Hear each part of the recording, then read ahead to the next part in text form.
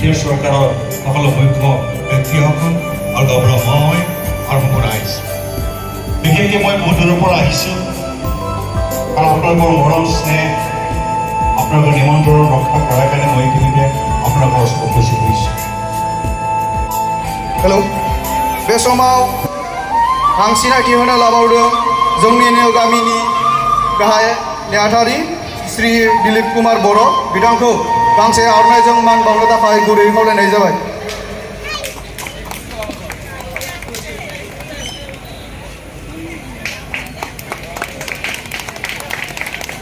बे समाव आं सिनायथि होनो लाबावदों श्री सन्जित केरकाटारि बिथाङा जोंनि गामिनि आफादगिरि बिथांखौ गांसे आर'नाइजों मान बावनो थाखाय गुरैयै खावलायनाय जाबाय।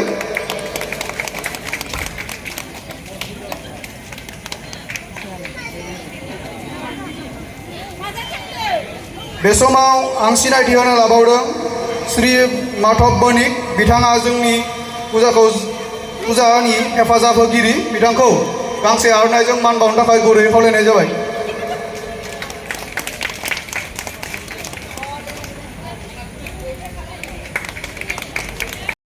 फुजा खुंफुं आफाजों बिथाङा जोबोद गले गले बिथाङाबो समाय होदों बेनिखायनो जोङो बिथांखौबो मान बावनो आखायाव लादों। लोगोसेनो आं गिबियाव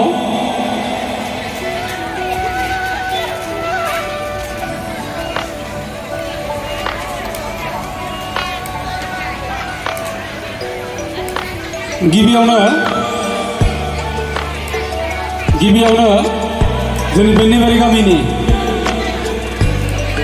समाजनि प्रेसिडेन्ट सेक्रेटारि बिथांमोननिफ्राय जोङो जागायलांगोन।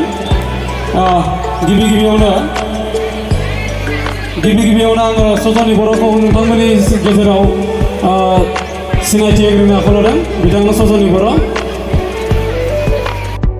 केरकेटारि, फुकन बर' आरो मन्टु सरगियारि नोंथांमोन साथामखौबो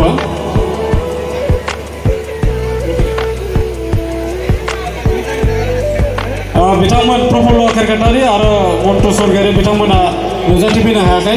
बान्थाखौ फुकन बर' बिथांनि आखाइजों आङो हरनो थाखाय खावलायनाय जाबाय। बान्थाखौ नाजावफैनो थाखाय खावलायनाय जाबाय। गोजोननाय थाबाय गासैनिसिमबो।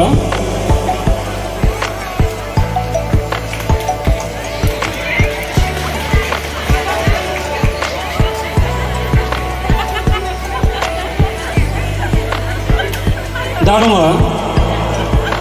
नैथि बान्था मोननो हानाय निजोरा ग्रुप डेन्स।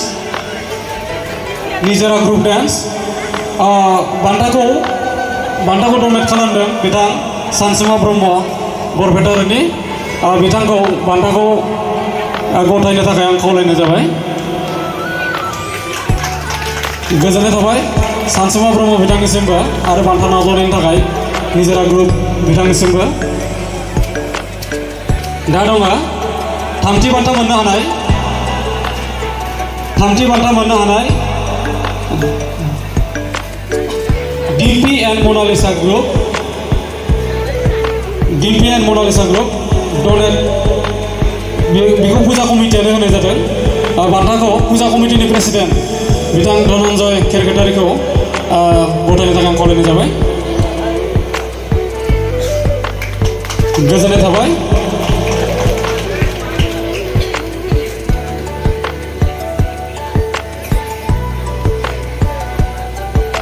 दा दं कनसलेसन प्राइज। हानजा मोसानायनि कनसलेसन प्राइज पुर्निमा ग्रुप डेन्स रंबिया बिथांमोनखौ बिथांमोननि बान्थाखौ सानसुमा ब्रह्म बरपेटानि बिथाङानो बानसबावदों। बिथांखौ बान्थाखौ गथायनो थाखाय खावलायनाय जाबाय।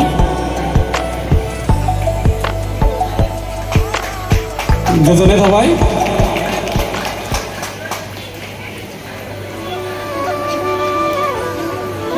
दा दङ हारसिं मोसानाय बादायलायनायनि सेथि बान्थाखौ जोङो हरनो आवगायदों। सेथि बान्थाखौ मोननो हादों जन्मनि दास সম্ভৱ আহি পোৱা নাই এতিয়ালৈকে আমি বঁটা পুৰস্কাৰ আমি পাছত দিম ডনেট কৰিছিলে দিলীপ কুমাৰ বড়ো আমাৰ বেন্নিবাৰী সমাজৰ ছেক্ৰেটাৰী তেখেতে স্বৰ্গীয় ৰামবল বড়ো স্বৰ্গীয় মনমতী বড়ো স্বৰ্গীয় সাবিত্ৰী বড়ো তিনিজনেৰে স্মৃতিত বঁটাখন আগবঢ়াইছে জন্মনি দাস তেখেতে আহি পোৱা নাই এতিয়ালৈকে আমি পাছত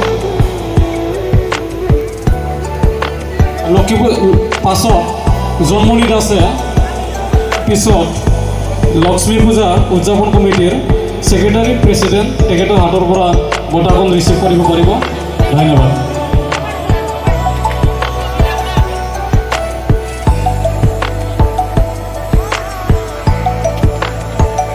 दारुआ मिस बिउटि बर' सेकेन्ड प्राइज मोननो हानाय हारसिं मोसानायनि डनेट खालामदों सोमखोर बसुमतारी बिथाङा बेन्निबारि गामिनिनो सोमखोर बसुमतारी बिथाङा नैथि हारसिं मोसानायनि नैथि बान्थाखौ बिथाङा आवगायदों बिथांखौ बान्थाखौ होनो थाखाय खावलायनाय जाबाय बिउटि बसुमतारी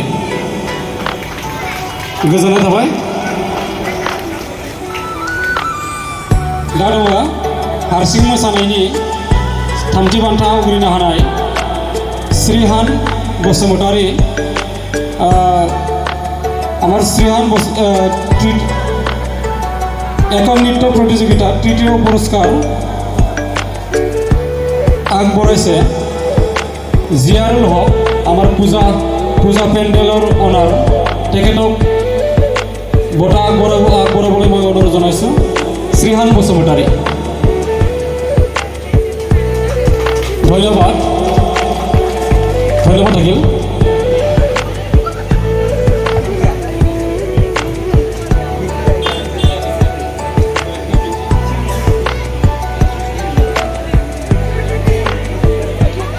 আমাৰ কনসলেশ্যন প্ৰাইজ পাবলৈ সক্ষম হৈছিল ৰাধিকা ৰায় তেখেতে এড্ৰেছ আছিলে ডাবালিয়াপাৰা নহয় পাটিলা দহা তেখেতে হয় সম্ভৱ খবৰটো পোৱা নাই আমি কণ্টেক্ট নম্বৰ ৰাখিবলৈ সক্ষম হোৱা নাছিলোঁ ডনেট কৰিছে সজনী বড়ো অনুপস্থিত ৰাধিকা ৰায় পিছত আমাৰ পূজা কমিটিৰ পৰা বঁটা সংগ্ৰহ কৰিব পাৰিব ধন্যবাদ কনসলেশ্যন প্ৰাইজ আছিলে ছিংগল ডেন্সত পাৰ্থ